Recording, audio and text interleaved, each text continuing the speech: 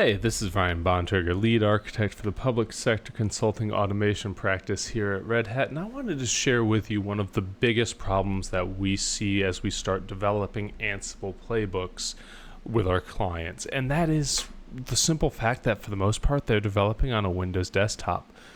So here I've got VS Code running on a Windows workstation, and you'll see a lot of the issues that we're seeing here. Ansible itself is not installed. It's not able to be found in the environment. Python's not available. Command line utilities like Ansible Vault aren't there. They don't work. And while there are workarounds, there are ways you can make connections to WSL, to remote Linux servers, whatever. They are extremely complicated and they don't scale very well. So I wanted to look at another way of doing this, especially a way that will scale and that we can have multiple developers with consistent workspaces. And that is where OpenShift Dev Spaces comes into play. So for this demonstration, I'm actually going to use the developers.redhat.com sandbox. It's a free sandbox available. I believe it lasts like 30 days or something. But anybody with a Red Hat login, even if it is just a Red Hat developers login, you can take advantage of this sandbox. And as you click through here, you'll see there's more than just dev spaces here. You also have access to OpenShift. You have OpenShift AI. Fun toys to play with for sure. But again, as I mentioned earlier, we're here to talk about dev spaces as it relates especially to Ansible development. So you'll click through there and you'll have an opportunity to create a workspace. You can specify a workspace either from a source control, from a Git repo URL, or you can start from any of our samples. Again, in particular, obviously the one we care about is the Ansible sample. I'm going to use my own, but again, mine's built off of this Ansible sample. I've just added a couple of extra things here to show as part of the demo of what's possible with your own environment. And I've gone ahead and already started that up for us just to save some time. But before we even get too far into this, let's just take a break and look at what did we get. Well, first, we got our extensions already installed out of the box. So everybody knows, everybody who would start off a dev space off of this image would have Kubernetes, would have a testing Ansible OpenShift. They'd have the extensions that we specified already installed. The next thing, though, is just understand what we have. This is nothing more, I'll accept it really, than a Linux container built off of, in this case, Fedora 38. But in being that it's a Linux container, we have access to everything that would natively run on Linux, such as, Ansible.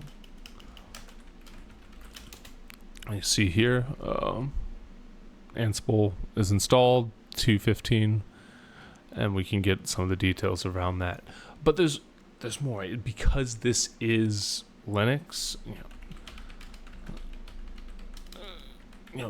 the more advanced Ansible tools like Ansible Navigator are available here. You can use Ansible Navigator to inspect your execution environments, to look at your collections, to look up documentation. Whatever it is you want to use Navigator for, it's there, and you have access to that. Furthermore, though, because we're also running on top of OpenShift, you have access to the underlying OpenShift architecture. So you can see who you are. You have access to a project space, and we'll get a little bit more into what we can do because we are on OpenShift in just a moment.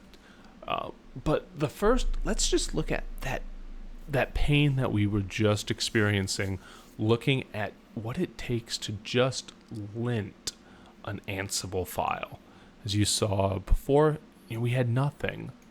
But here, now we're in Ansible, and we can see we have the lines that are telling us that we have linting issues. We're not using fully qualified collection names. Our task doesn't have a name. We've got white space issues. All of these are simple and straightforward issues to resolve to produce better code. But seeing those, being able to act upon those in a standard Windows environment is extremely challenging. So we'll go ahead and take a couple seconds here and let's just go ahead and fix these.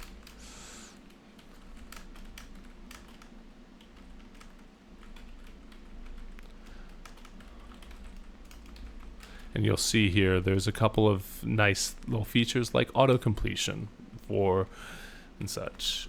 So, and there we go. All of our problems on this were able to be fixed right there on the fly because we saw the problems as we went, as we were writing code.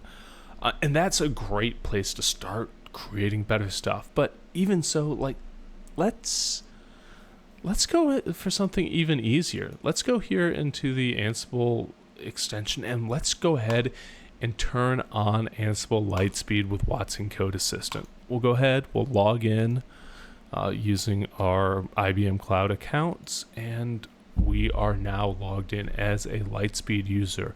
And let's take advantage of this and see what this can do to help us write better playbooks faster. So let's call this just a lightspeed demo.yaml, and it is not lost on me the somewhere between brilliance and stupidity of doing live demos of an AI model, but hey, here we are. Let's go ahead and install and configure a web server. Simple enough. Task, let's go hosts. We'll just tackle our web server hosts and tasks. Now I don't actually want to write the playbook. This is where I'm going to have our generative AI take that and go ahead and do it for us. So what does it take to install a web server? Well, these are things that you'll know how to manage your content. So let's say we need to install Apache, and we need to start and enable the service.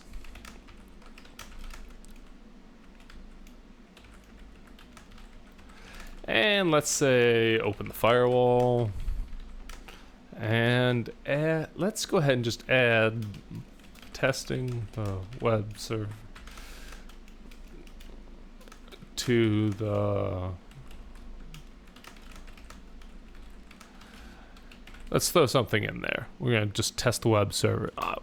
Hit enter, and you'll see here Lightspeed, it's spinning, and that just means it's working. And here we go. So we've got in gray text here the suggestion from Lightspeed with Watson Code Assistant. And you can mouse over and it'll give you the instructions, tab to accept all of it, or you can accept word by word. Let's just go ahead, accept all of it, and just take a look at what it did for us. And it looks like it did something quite nice for us. It installed Apache HTTPD. And again, you can mouse over everything it did to see the description. What does this module do? Start and enable the service, open the firewall, and add a testing the web server. Well, it looks like it was looking for a template named index.html. So not 100% perfect, but again, the joys of testing AI live. Even so, it did go ahead and create our playbook for us. So that's a great way to get started with Lightspeed, and it's built into the developer environment here, just with you bring your own account. But let's get into some other things. You saw one of the other things I had to deal with was not having access to Ansible Vault to encrypt my secrets as we go. So now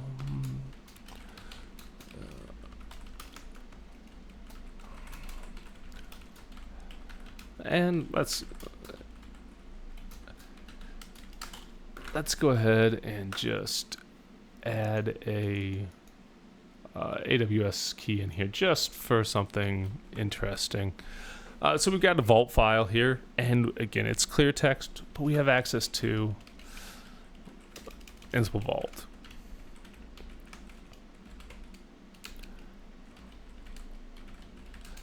And just like that, now we're able to create vault files as we go. And that's a great way of just being better about protecting the secrets, the passwords, the any other sensitive information you may have in your playbook. You actually now can, as you go live, encrypt your stuff. And likewise, you can go ahead and decrypt it and have access to all of your vaulted variables. Again, real step up as you get into better code development. So let's go ahead and just commit this. This is all source controlled stuff. And you'll notice in here though, I actually have a pre-commit configuration. So this will detect, Ansible linting errors. It'll detect a few other things. One of the important ones it'll also detect is Git leaks. So it'll make sure that we don't accidentally push up passwords to our source control and then be forced to have to do a Git scrub to start removing that information from the public histories. So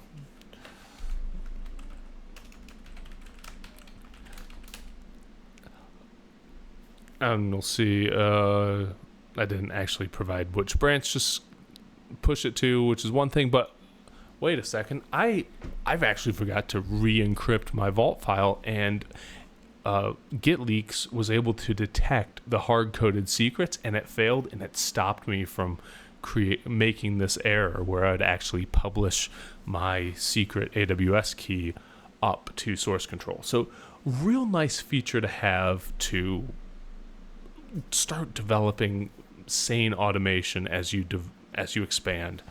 One of my favorite things to really add in. But let's go ahead and encrypt that just in case, so we don't forget. All right. Another thing that's really nice to have that we can take advantage of the fact that we're running on OpenShift is to use Ansible Molecule to test our roles and collections out. So in here, in this example, we actually ship a real simple role that just does some file copies, but we also ship it with Ansible Molecule set up, and with that molecule, we can take advantage of the fact that we're running on OpenShift and create testing containers on our OpenShift cluster. As you'll see here in our molecule create, we actually create in our OpenShift clusters containers to run our testing against. Real slick thing. And as you start maturing, start getting into where you are doing testing on your code, it's really nice to have. So let's go ahead and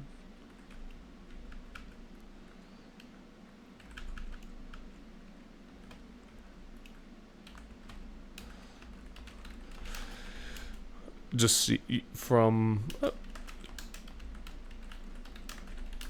wrong directory. There we go. All right. We can just run a molecule test, which is the default scenario. It will actually go through and run syntax, create, converge, idempotence, and verify. So what's going on is it's creating test infrastructure so that we can actually test and verify that our automation roles and collections is doing what we expect it to do. And that's something that's really powerful and something that you really can only take advantage of when you have the testing infrastructure available to it. It's really straightforward when you're on a dev space environment because you have that backing OpenShift instance. So we'll see here, it created this molecule instance as a container. We'll make this nice and big to see it. And we can see all of the bits and pieces about the container that we spun up. This one in particular is just a rel UBI8. Populate it, dump configs, run our actual code, and then run a verification of it, which is just a real nice way of actually testing our code all within the browser. So that makes it ultra portable. We can run this anywhere, and all of these tools built in that traditionally our Windows users would have to jump through significant hoops to make happen. So with that covers what I wanted to demonstrate to you today. If you want to get your hands on and try this out for yourself, again, you can take advantage of the developer sandbox at developers.redhat.com and start writing your own Ansible using Ansible Lint to help you with syntax, using Ansible Lightspeed with Watson Code Assistant to actually generatively create your tasks for you, and with access to Ansible Molecule and pre-commit hooks to make sure to test, verify, and ensure that you're writing better code. And with that, again, thank you for your time.